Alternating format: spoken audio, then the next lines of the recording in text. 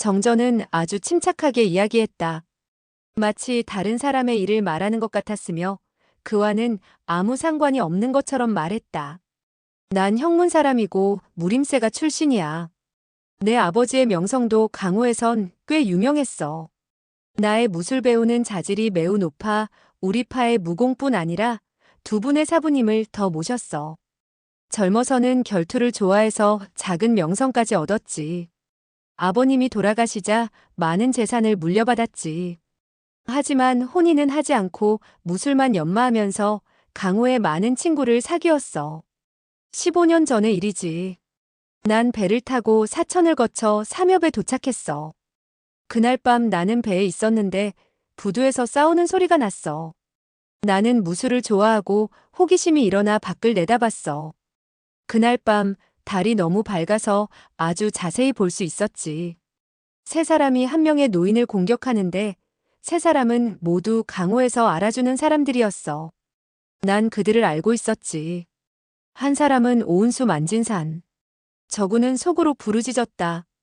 아, 내 400. 또 한 사람은 육지신룡 언달평. 저구는 또 속으로 생각했다. 둘째 400님인데 난 한 번도 본 적이 없는 분이셨어. 세 번째 사람은 검을 들고 있는데 솜씨가 대단했어. 바로 철소행강 척장발이었어. 저구는 일어서며 외쳤다. 내 사부님이. 난 만진산을 몇 번 본 적이 있기 때문에 그의 무공이 굉장히 높다는 것을 알고 있었지. 당시 나의 무공은 그들에 비하면 아무것도 아니어서 세 명이 힘을 합쳐 싸우면 틀림없이 승리할 수 있다고 생각했지. 노인은 등에 상처를 입고 있었으며 붉은 피가 계속 흐르고 있었어. 손에는 아무런 무기도 없었고 단지 맨손으로 세 사람과 결투를 하고 있었어. 그런데 그의 무공은 세 사람보다 훨씬 강했어. 세 사람은 감히 함부로 공격을 못하더군. 보면 볼수록 만진산 등은 노인을 죽이려고 공격을 하는 것 같았어. 나는 그들에게 들킬까봐 아무 소리도 못 내고 있었지. 강호에서 살인하는 장면을 보다가 들키면 마찬가지로 살해를 당하게 되지. 저구는 마음이 두근거렸다. 한참 동안 결투를 했는데 노인의 등에선 피가 끊임없이 흘러내렸어. 그는 참지 못하고 소리를 질렀어. 좋다, 너희들에게 주겠다. 몸속에서 뭘 꺼내는 것 같더군. 만진산 등 세 명은 급히 노인의 곁으로 다가섰어. 마치 다른 사람에게 빼앗기지 않으려는 것처럼. 갑자기 그 노인은 두 손을 앞으로 내밀어 일격을 가하고는 세 사람이 물러서는 틈을 타서 물로 뛰어들었어. 세 사람이 잡으려 했지만 헛수고였지. 그는 잠시 쉬다가 말했다. 장강의 물이 삼엽에서부터 흐르기 시작하여 삼두평에 이르면 물살이 매우 급했어. 순식간에 노인은 어디로 갔는지 그림자도 보이지 않았어.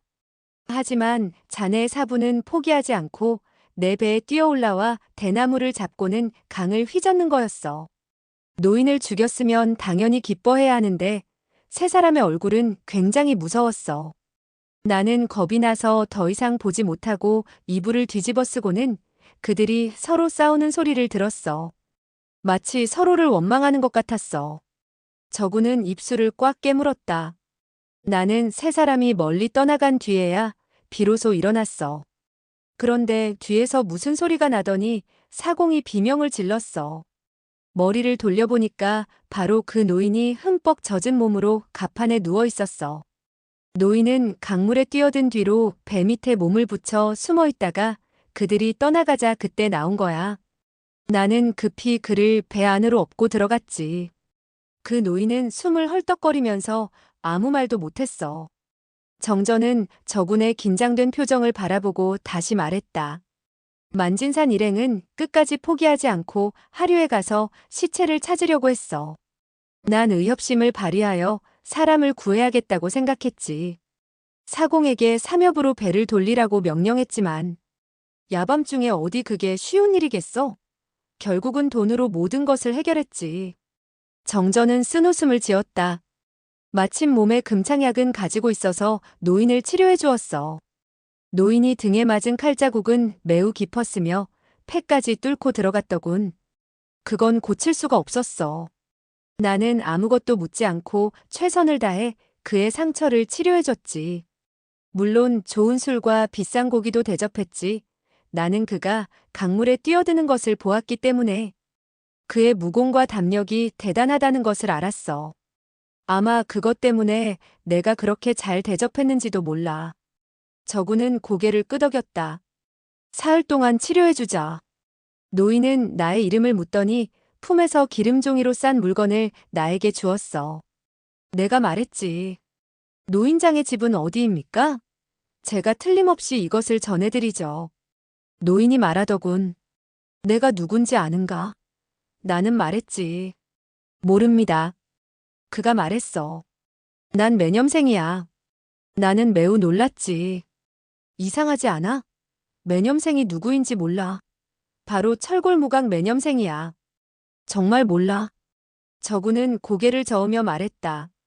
한 번도 들어본 적이 없어요. 정전은 웃었다. 하하, 맞아. 자네의 사부가 자네에게 말할 리가 없지. 철골무각 매념생은 상중의 유명한 명숙이지. 그에게는 3명의 제자가 있었는데 대제자가 바로 오은수 만진산, 둘째 제자가 육지신룡 언달평, 셋째 제자의 이름은 저구는 소스라치게 놀랐다. 그는 떨리는 음성으로 말했다. 정형, 무슨 말을 하는 거예요? 정전은 한숨을 내쉬고 말을 계속했다. 3번째 제자는 철소행강 척장발. 내가 처음 그에게서 매념생이라는 말을 들었을 때 놀란 것은 지금의 자네와 똑같았지. 난 그날 달이 밝은 부두에서 만진산 등 3명이 한 노인을 죽이는 것을 친히 봤어. 정말 놀라운 광경이었지. 매념생은 쓴웃음을 짓고는 고개를 저으며 말했어. 나의 셋째 제자가 가장 무서운 놈이지. 먼저 나의 등에 검을 찔렀어. 그래서 할 수 없이 강물로 뛰어들었지. 저구는 놀라 소리쳤다. 내 사부님이 먼저 그랬다고. 정전은 고개를 끄덕였다. 나는 무슨 말로 노인을 위로해야 될지 몰랐어. 사부와 제자, 4사람이 원수지간이 된 것을 보면 중요한 원인이 있을 거라고 생각했지. 비록 무척 궁금했지만 물어볼 수도 없었어. 매 노인이 말했어. 내가 세상에서 아는 사람이라곤 3 제자밖에 없네. 그들은 나의 검법 비급을 빼앗아가려고 사부를 죽이려 했네. 그들이 비록 검보를 빼앗아갔지만 전수하는 사람이 없으면 아무런 소용이 없네. 연성검법이 아무리 오묘하다고 해도 신조경보단 못해. 이 신조경을 자네에게 줄 테니 열심히 연마하게. 신조경을 완벽하게 익히면 위력이 대단하네. 절대 나쁜 놈들에게 빼앗기면 안 되네. 나의 신조경은 이렇게 얻게 된 거지. 저구는 고개를 끄덕였다. 매 노인은 말을 끝난 뒤 2시즌을 넘기지 못하고 죽었어. 난 노인을 강병 근처에 묻어주었지. 그땐 난 연성결이 그렇게 중대한 것인 줄 몰랐어. 단지 제자들이 사부의 검법을 빼앗으려는 줄로 생각하고 비밀을 철저히 은폐하지는 않았어. 매 노인의 무덤 앞에 묘비를 세웠지. 양호대협, 매념생, 선생지며 그 묘비가 나에게 수많은 고통을 주리라곤 생각을 못했지.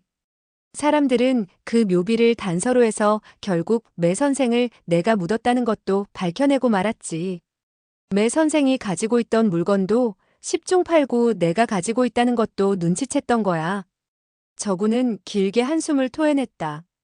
석 달이 지나자 어느 강호의 검객이 내가 있는 집으로 찾아왔어. 그자는 예의가 매우 밝았으며 여기에 왜 왔는가에 대해서도 말하더군. 그의 말에 의하면 한 장의 보물지도가 매 노인의 손에 있었으니 내놓으라는 거야. 보물을 찾게 되면 내가 7화를, 자신이 3화를 갖겠다고 했지. 저구는 귀를 기울였다. 매 노인이 나에게 준 것은 단지 내공을 배우는 비경에 불과하고 연성결이라는 말밖에 하지 않았어.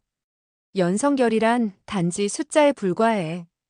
그것밖에 아무것도 없는데 보물지도라니 말도 안 됐어. 나는 사실대로 말했지만 그는 믿지 않고 그 무공 비결을 보여달라는 거였어.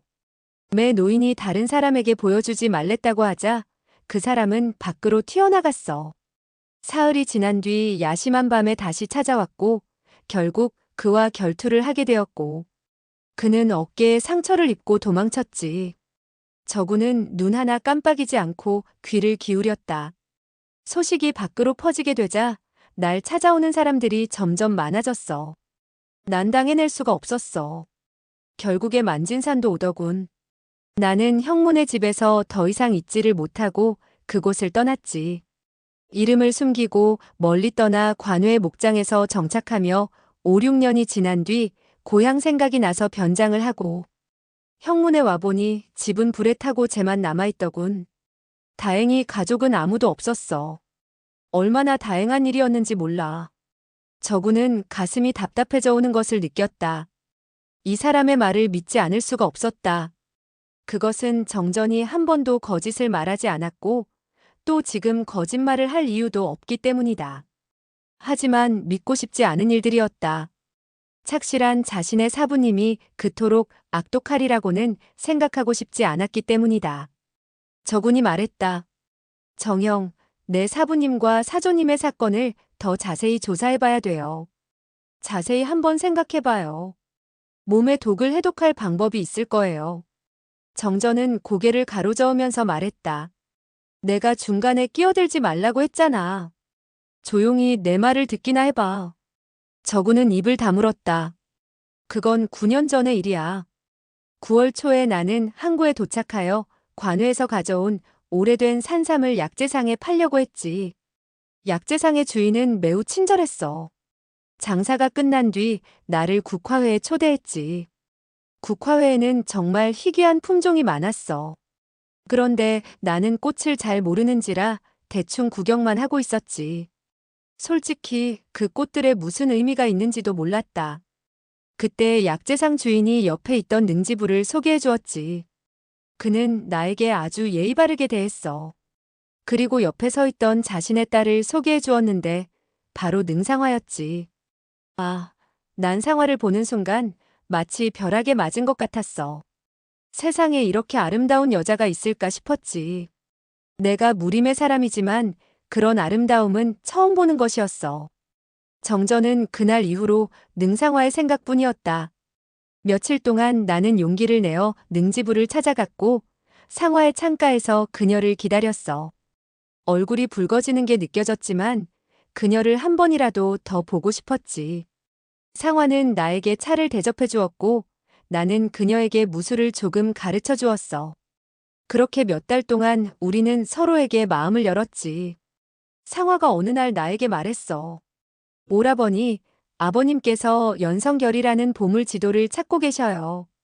난 그 말을 듣고 놀랐지. 아, 결국 내게 온 불행은 이 때문이었구나. 나는 그녀에게 사실대로 말했어. 매 노인이 나에게 준 것은 보물 지도가 아니라 무공 비급인 신조경과 연성검법이라고 말했지. 상화는 내 말을 믿지 못하는 눈치였어. 아니, 그녀는 내 말을 믿었지만 아버지에게 알려야 할지 고민하는 것처럼 보였어. 그녀의 고민하는 모습을 보고 나는 가슴이 아팠지. 나는 그날 밤 상화를 뒤로 하고 급히 길을 떠났어.